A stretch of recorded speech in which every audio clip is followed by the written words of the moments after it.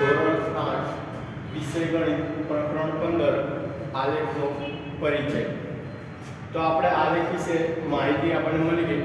આજે આપણે આલેખનો ઉપયોગ કઈ રીતે થાય એના વિશે ચર્ચા કરીશું। તો આલેખ આપણને ખબર છે x અક્ષ અને y અક્ષ, બરાબર। હવે જો કોઈ આલેખ હોય આ રીતે સ્ટ્રેટ લાઈન આવે એટલે રેખીય લાઈન આવે, બરાબર, જેને કહેવાય સમચલન। તો આના ઉપયોગથી આપણે કોઈ પણ આલેખ પરથી કોઈ પણ પ્રશ્નનો જવાબ આપી શકીએ।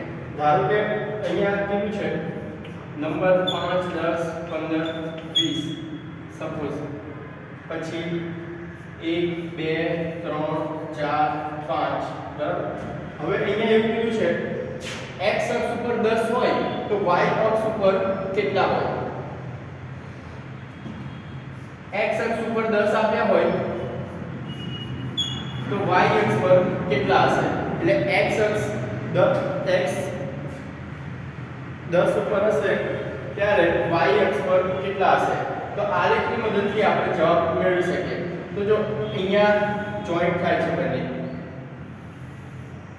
અને આ બાજુ આ રીતે, બરાબર। તો અહીંયા 10 હોય x અક્ષ ઉપર ત્યારે y ઉપર 2 આવશે, બરાબર, 2 આવશે। પછી બીજું કીધું હોય કે y અક્ષ ઉપર 4 હોય ત્યારે x અક્ષ ઉપર શું હોય?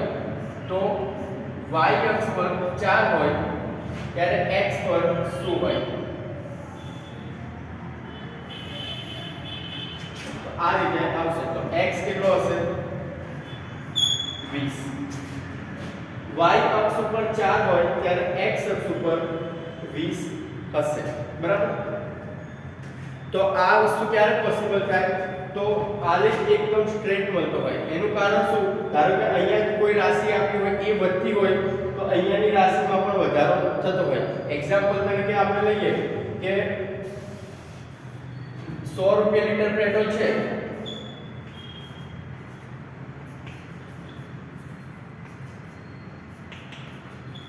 પેટ્રોલ, બરાબર। તો 5 લીટર પેટ્રોલ પુરાઈએ તો કેટલા રૂપિયા આપવા પડે? 100। તો અહીંયા કિંમત લખી હોય 200 300 400 આ રીતે, બરાબર, એપ્રોક્સ। તો 5 લીટર પેટ્રોલ પુરાઈએ તો કેટલા આવે? અહીંયા આવે, બરાબર। તો આ રીતે જેટલું પેટ્રોલ વધારે પુરાવશો તમે એટલો ભાવ એનો વધતો જશે, બરાબર, એટલે રૂપિયા વધતા જશે। આપણે એક્ઝામ્પલ ગણીશું એટલે ખ્યાલ આવી જશે।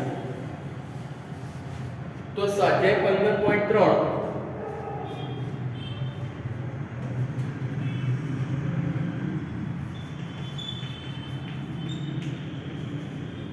સ્વાધ્યાય 15.3 પ્રશ્ન નંબર 1 એ સફરજનના ભાવ કિંમત। જો સફરજનની સંખ્યા આપી છે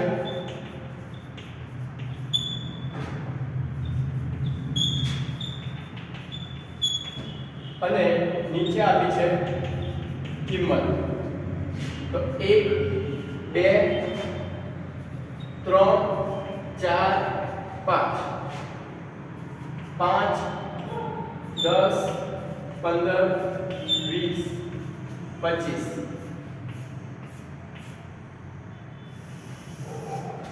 આ રીતે પુસ્તક આપેલો છે। તો આલેખ દોરીએ, આના માટે આલેખ દોરવાનો છે।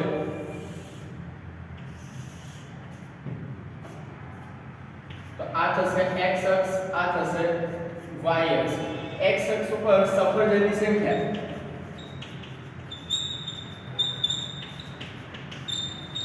અને y અક્ષ ઉપર કિંમત, બરાબર। સફરજનની સંખ્યા અને કિંમત। તો સફરજનની સંખ્યા કેટલી છે? 1 2 3 4 અને 5। કિંમત કેટલી આપી છે? 5 10 15 20 25 30। આ તમે જે લેવી હોય એ પ્રમાણે લઈ શકો, બરાબર। 1 2 3 4 5 પણ લઈ શકાય, પણ 30 સુધી લખશો તો આખું પેજ તમારું પૂરું થઈ જશે, બરાબર। એટલે આ વસ્તુ બંને રાશિ જે કિંમતો અહીંયા લખો એ કિંમતો તમને જે માહિતી આપી હોય એની અંદર સમાવેશ થઈ જવો જોઈએ, બરાબર? ત્યાં સુધી રાખવાની. જો અહીંયા છેલ્લે 25 આપ્યા છે તો તમે 25 સુધી રાખો તો પણ ચાલે, બરાબર? જગ્યા હતી એટલે મેં લખી કાઢ્યું છે. તો અહીંયા x અક્ષ ઉપર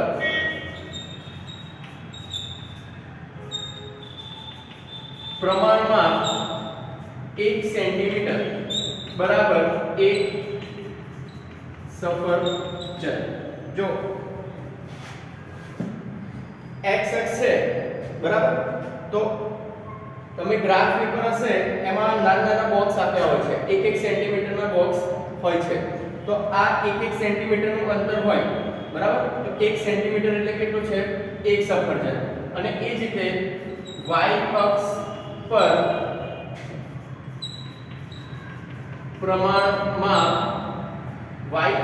પ્રમાણમાં એક સેન્ટીમીટર બરાબર કેટલા છે? અહીંયા 5 રૂપિયા કિંમત આપી છે રૂપિયામાં.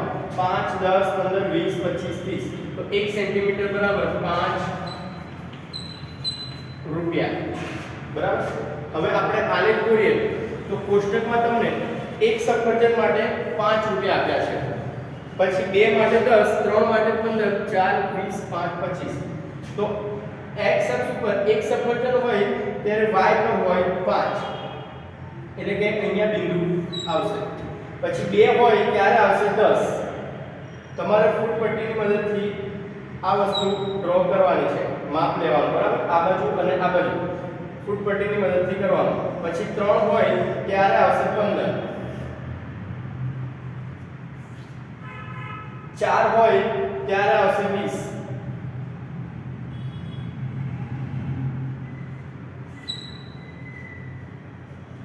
અને 5 હોય ત્યારે આવશે 25.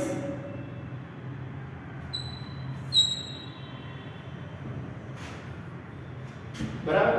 તો જો આ રીતે આલેખ દોરીશું તો એક રૈખિક આલેખ મળશે, સ્ટ્રેટ લાઈન મળશે, બરાબર?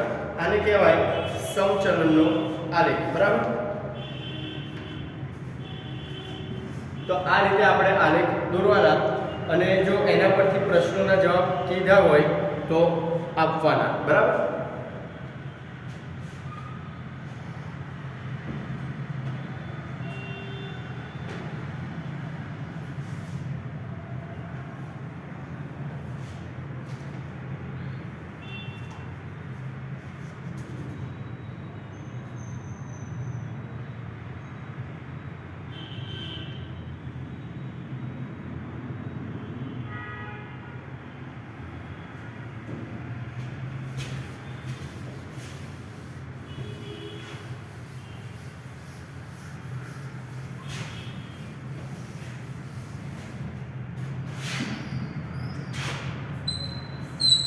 પછી બી કાર દ્વારા કપાયેલ અંતર.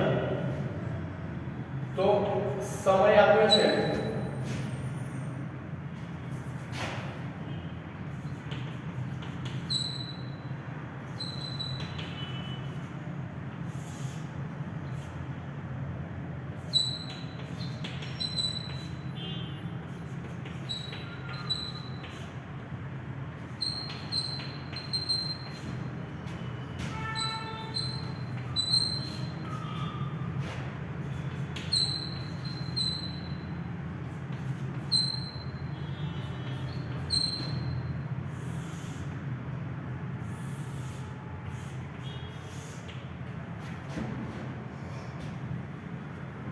બરાબર? તો આલેખ દોરીએ અહીંયા.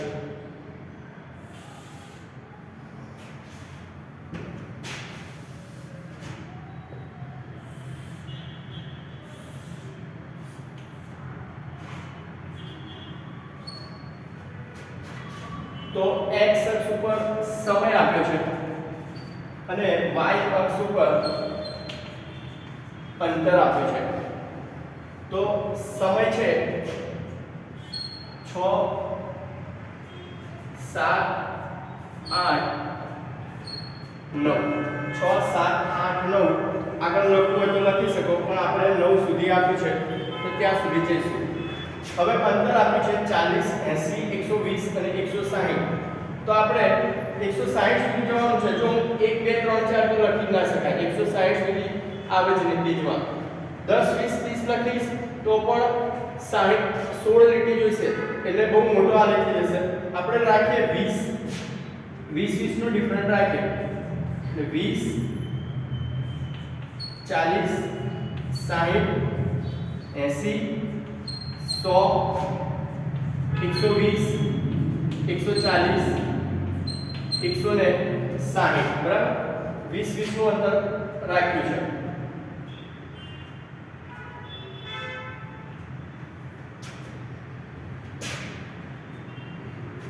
હવે પ્રમાણમાં લખીએ આપણે તો જો x અક્ષ પર અહીંયા 2 સેન્ટીમીટર લીધું છે બરાબર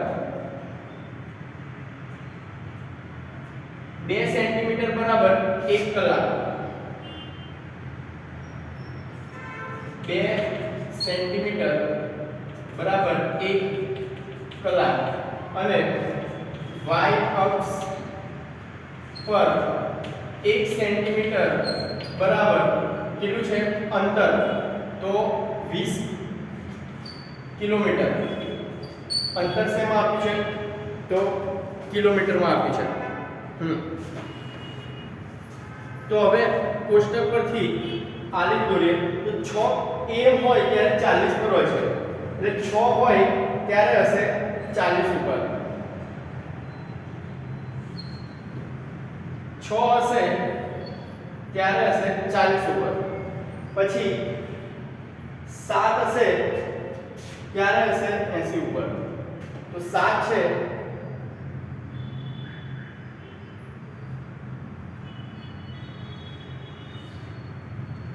7 છે ત્યારે 80 પર હશે અને 8 છે ત્યારે 120 8 છે ત્યારે 120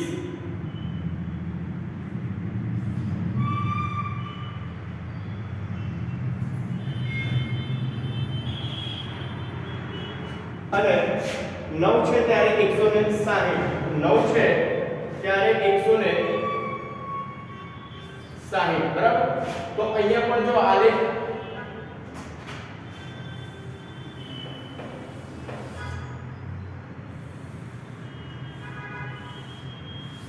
રેખિક આલેખ બને છે બરાબર એટલે કે સ્ટ્રેટ લાઈનમાં બને છે આલેખ.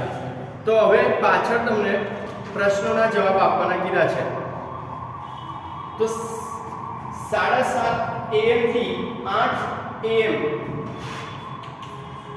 7:30 am થી 8 am દરમિયાન કારે કેટલું અંતર કાપ્યું હશે તો પહેલા તો 7:30 થી 8 સુધીમાં એટલે 7 છે અને 8 તો 7:30 એટલે 7 અને 8 ની વચ્ચે તો કેટલું આવશે 7 અને 8 ની વચ્ચે તો આ રીતે અને 8 તો 8 માટે કેટલું છે અહીંયા 120 આપેલું છે બરાબર. તો જો 7:30 ગાડી અહીંયા હતી 8 વાગે અહીંયા આવી મતલબ આટલું અંતર એને કાપ્યું તો આપણે શું કરીશું 8 વાગ્યે બરાબર 120 કિલોમીટર અને 7:30 વાગ્યે 100 કિલોમીટર 7:30 વાગે કેટલા છે 100 કિલોમીટર બરાબર. તો બંનેનો ડિફરન્ટ તો શું છે 7:30 થી 8 દરમિયાન કાપેલું અંતર બરાબર 8 વાગે કેટલું છે 120 માઈનસ 7:30 100 કિલોમીટર તો 120 માઈનસ 100 એટલે 20 કિલોમીટર બરાબર. તો પહેલા પ્રશ્નમાં આવશે 20 કિલોમીટર મતલબ અડધો કલાકમાં 20 કિલોમીટર અંતર કાપ્યું.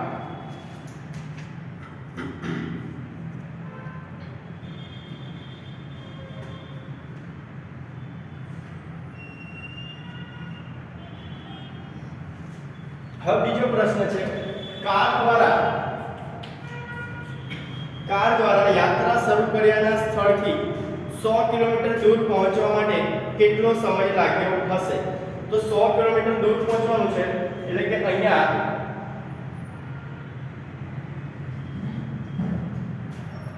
100 કિલોમીટર દૂર પહોંચવાનું છે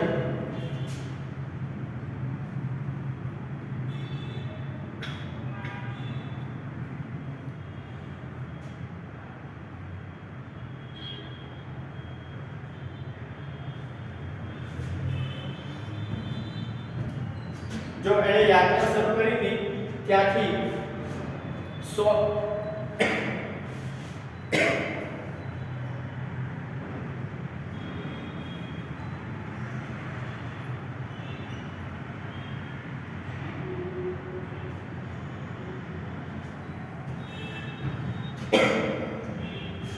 જો 6 વાગે એને યાત્રા સ્ટાર્ટ કરી હતી બરાબર એટલે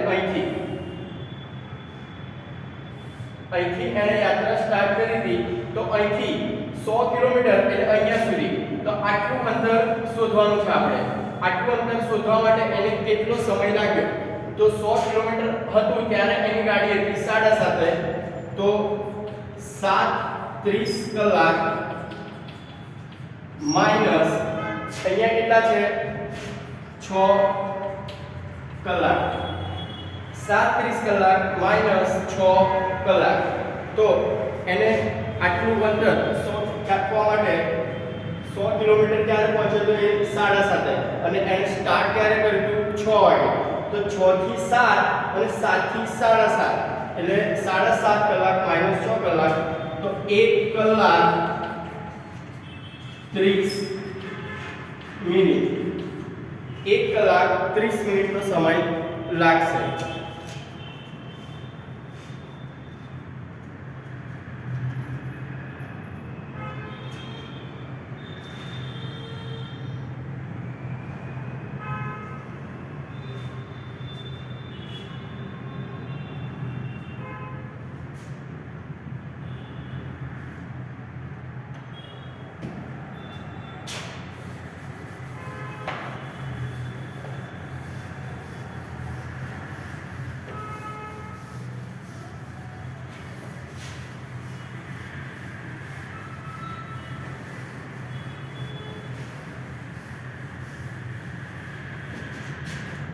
પછી સી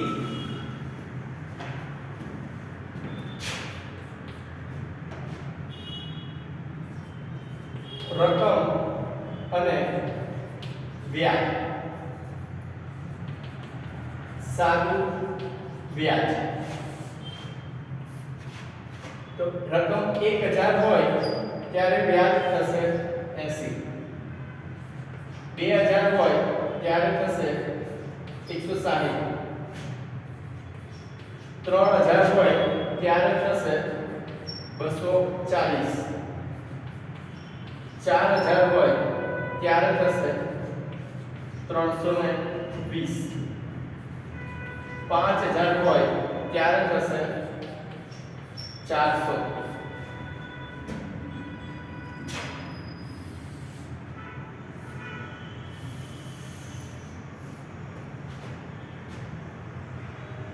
બરાબર તો આના માટે આલેખ દોરીએ આપણે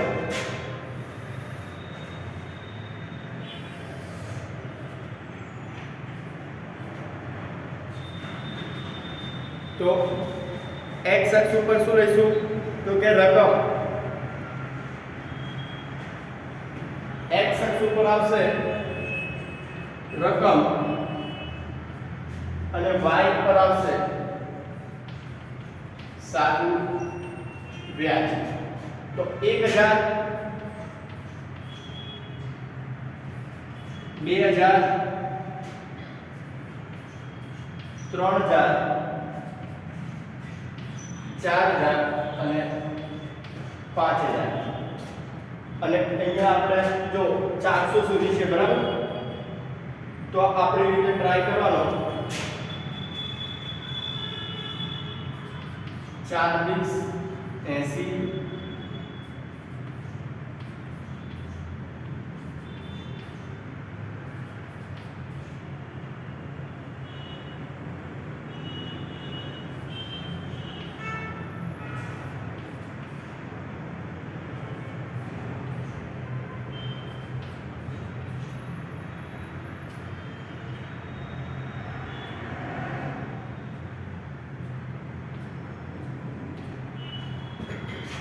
હવે આલેખ દોરીએ 1000 હોય ત્યારે 80 છે એટલે 1000 રૂપિયા મૂકે ત્યાં 80 રૂપિયા વ્યાજ મળે છે.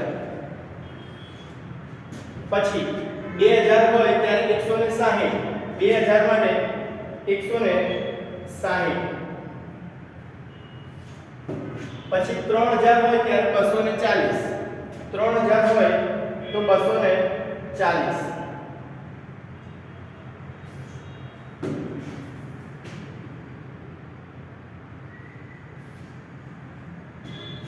ચાર હજાર હોય ત્યારે 320 4000 માટે 320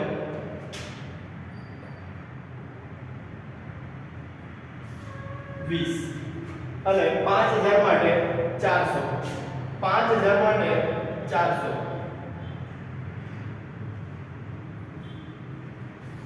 બરાબર. તો આ રીતે આલેખ મળશે.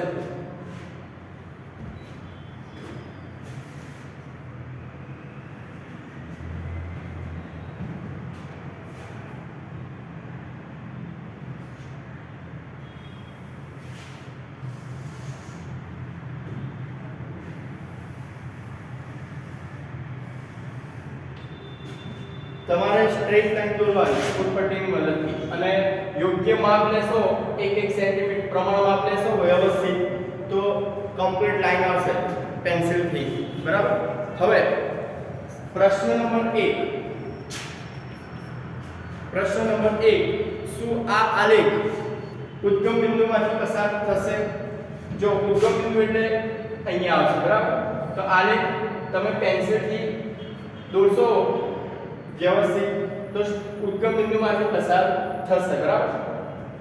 તો હા આલેખ ઉદ્ગમ બિંદુ માંથી પસાર થશે.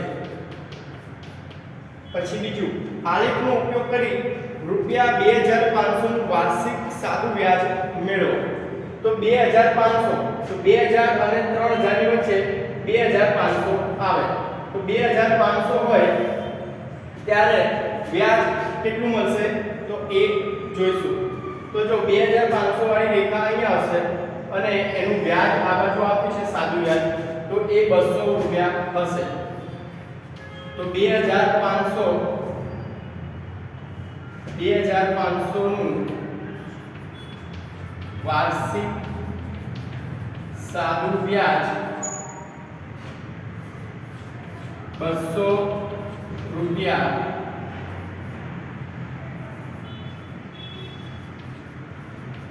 મળશે.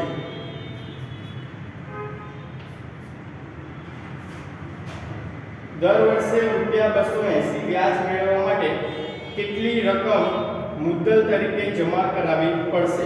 280 તો 280 ક્યાં દેખાય છે? y અક્ષ ઉપર.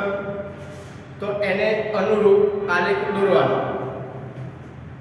તો જો 280 છે અહીંથી અહીંયા આવે છે અને નીચે આવશે 3000 અને 4000 ની વચ્ચે. બરાબર. 3000 અને 4000 ની વચ્ચે. તો 280 વ્યાજ મેળવવા માટે 280 રૂપિયા વ્યાજ મેળવવા માટે 280 રૂપિયા વ્યાજ મેળવવા માટે 3500 રૂપિયા જમા કરાવવા પડશે. 280 રૂપિયા વ્યાજ મેળવવા માટે 3500 રૂપિયા જમા કરાવવા પડશે. બરાબર. તો પ્રશ્ન 2 તમારે હોમવર્કમાં કરવાનો છે.